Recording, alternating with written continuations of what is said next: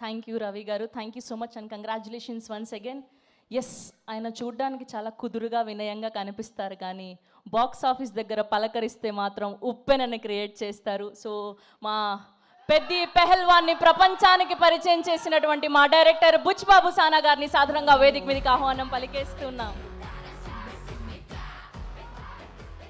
Thank you అండి, thank you అందరికీ. ఎక్కడికి రావాలా? అందరికీ థ్యాంక్ యూ అండి. ఈ సినిమాని ఇంత ఘన విజయం చేయించినందుకు, ఇంకా చేస్తున్నందుకు అందరికీ, ప్రేక్షకులందరికీ ధన్యవాదాలండి.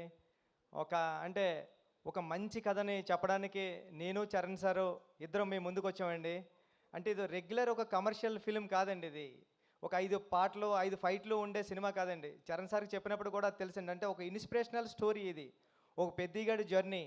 అంటే 2017-18లో అనుకుంటా మోడీ గారు ఖేలో ఇండియా అని పెట్టారు. అంటే మట్టిలో ఆటగాళ్ళని వెతుకుదాం, అంటే ఇంటింటికి వెళ్ళి ఓటకు అడుక్కుంటాం కదా, అలాగే ఇంటింటికి వెళ్ళి ఆట కూడా అడుక్కుందాం, ఆటగాళ్ళని తీసుకొచ్చి దేశానికి పరిచయం చేద్దామని పెట్టారు. దాన్ని ఇన్స్పిరేషన్ కింద కూడా తీసుకున్నాను నేను ఖేలో ఇండియాని ఈ ఫిలింకి. మేము చరణ్ సార్ కూడా మేము మాట్లాడుకున్నాం. అందుకే బొమ్మన్ గారు అంటారు ఏంటంటే, ఏంటి ఈడు తెస్తాడు ఆ విలేజర్స్ని చూసి ఒక నెగిటివ్ మైండ్ సెట్స్తో ట్రావెల్ మొదలవుతుంది బొమ్మన్ గారి ట్రావెల్. ఈడు తెస్తాడా ఈ విలేజర్స్ తెచ్చేది ఇండియాకి మెడల్స్ అనుకుంటాడు, కానీ ఆయన మైండ్ సెట్ మారి ఈ విలేజర్స్ మెడల్స్ తేగలరని ప్రూవ్ చేసేయడానికి. ఎందుకంటే ఫర్ ఎగ్జాంపుల్ విలేజెస్లో ఒక 150 కేజీలు 200 కేజీలు మూటలు అలవోకగా మోసేసే ఒక మనిషి ఇక్కడ ఉండిపోయాడు కాబట్టి కూలోడయ్యాడు. అదే నేషనల్కి వెళ్ళి ఉంటే ఒక హెవీ వెయిట్ ఛాంపియన్ అవుతాడని నేను నమ్మానండి. అది మాది ఉప్పాడు కొత్తపల్లి కాబట్టి సముద్రం పక్కనే, రోజు సముద్రం పక్కన ఉంటే ఒక ఫిషర్మ్యాన్ ఎటువంటి సేఫ్టీ లేకుండా దన్నమని సముద్రంలో దూకేసేవాడు బోట్లోంచి. నేను ఆ ఒడ్డు నుండి చూసే ఉండేవాడిని కాలేజీకి వెళ్తున్నప్పుడు. అరే ఈడు నేషనల్కి వెళ్తే ఒలింపిక్స్కి వెళ్తే మెడల్ తెస్తావాడు కదా అని ఫీల్ అయ్యేవాడిని నేను.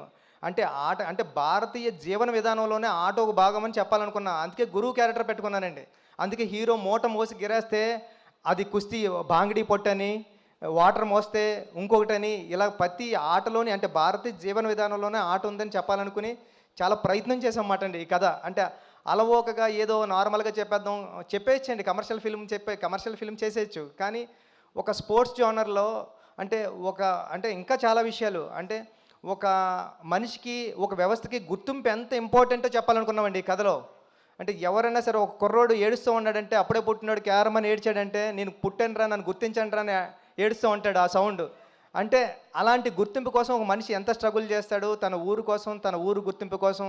అలాంటి ఒక మంచి మాట చెప్పాలనుకున్నమాట అండి. నెక్స్ట్ ఏంటంటే ఫర్ ఎగ్జాంపుల్ ఎన్నో అంటే నాకు తెలుసు రంపచోడవరం అలాంటి ఏరియాల్లోనే నేను 100% లవ్ సినిమా షూటింగ్కి వెళ్ళినప్పుడు సుకుమార్ గారితో రంగస్థలం షూటింగ్కి వెళ్ళినప్పుడు ఎన్నో అంటే విలేజర్స్కి ఒక మనిషి మనకలాంటి ఒకడు ఉన్నాడని కూడా తెలియదండి. అలాంటి విలేజెస్ ఇండియాకి కనెక్షన్ లేని ఎన్నో విలేజెస్ ఉన్నాయండి. వాళ్ళని చూస్తే మనం షాక్ అవుతాం.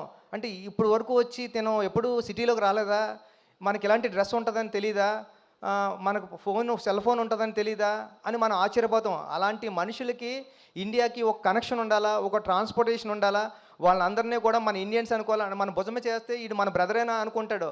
అలాంటి వాళ్ళందరూ ఉన్నారండి. వాళ్ళందరూ అలాంటి ఇండియాలో అలాంటి గ్రామాలు ఎన్నో, నేను అన్నట్టు ఒక 20,000 గ్రామాలు 18,000 గ్రామాలు ఉన్నాయని నేను చదివాను.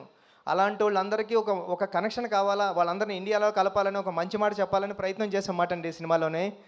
ఇలాంటి ప్రయత్నానికి రామ్ చరణ్ గారు ముందు నిలబడి తీసుకెళ్లారు. చరణ్ సార్ మిమ్మల్ని నేను ఎప్పటికీ మర్చిపోలేను, ఇది ఆషామాషి కథ కాదు, అది నేను ఎలా నమ్మానో మీరు అలా నమ్మారు, దానికి రిజల్ట్ నిన్న ఈ 4 days నుంచి వస్తున్న అప్లాజ్ అండి. నా మొబైల్కి నా సోషల్ మీడియా అకౌంట్స్కి మెసేజ్లు ఎలా వస్తున్నాయంటే 1 లైన్ రాసి వదిలేస్తలేదండి. చాలా మంచి సినిమా తీశారు, చాలా మంచి సినిమా. దాంట్లో ఫస్ట్ లైన్లో పెట్టేది రామ్ చరణ్ గారినండి. చాలా అంటే ఇలాంటి పెర్ఫార్మెన్స్ ఎప్పుడు చూడలేదని చరణ్ సార్ని పొగుడుతూ ఉంటే చాలా హ్యాపీ ఉంది. దాంతోపాటు మంచి కథ తీసావు, మంచి కథ చెప్పావు, నన్ను పొగుడుతుంటే ఇంకా చాలా హ్యాపీగా ఉందండి. జగపతి బాబు గారు ఈ సినిమాకి ఎంత ఇంపార్టెంట్ అంటే అప్పలసూరి క్యారెక్టరు, మీకు అప్పలసూరి క్యారెక్టర్ ఇలా డ్రైవ్ అవుతూ ఉంటుంది కథలోని, కానీ ఆ కాగడ వెలిగించింది అప్పలసూరి గారండి.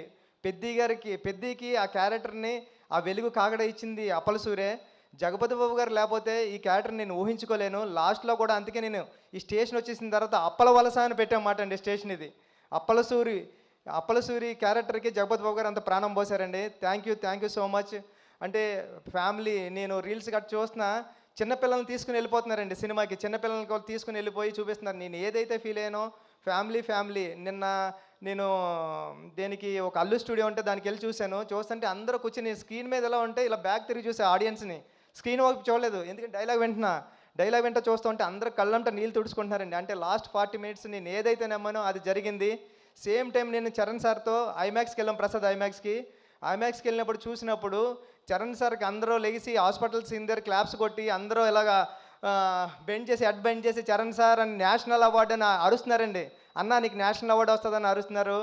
ఇంతకన్నా ఇది కదరా కావాల్సింది, నేను వచ్చిన పని అయిపోయింది, సినిమా చేసిన పని అని అనుకున్నా. థ్యాంక్ యూ అండి సతీష్ గారు, ఈ సినిమా నమ్మినందుకు, మీరు నాకు ఈ సినిమా ఇచ్చినందుకు లైఫ్ లాంగ్ మీకు రుణపడి ఉంటానండి. రవి గారు అందరికీ థ్యాంక్ యూ అండి. ఈ సినిమా థియేటర్స్లో ఉంది, చూడండి. ఫ్యామిలీ సమ్మర్ హాలిడేస్ ఎంజాయ్ చేసినట్టు ఎంజాయ్ చేయండి. అమ్మమ్మ గారు ఇంటికి వెళ్తారు కదా, ఫ్రెండ్స్ ఇంటికి వెళ్తాం కదా, అలాగే పెద్దిగాడి ఇంటికి వెళ్ళండి, చూడండి పెద్దిని. థ్యాంక్ యూ సో మచ్ అండి. థ్యాంక్ యూ బుచ్చిబాబు గారు, థ్యాంక్ యూ సో మచ్. మీరంతా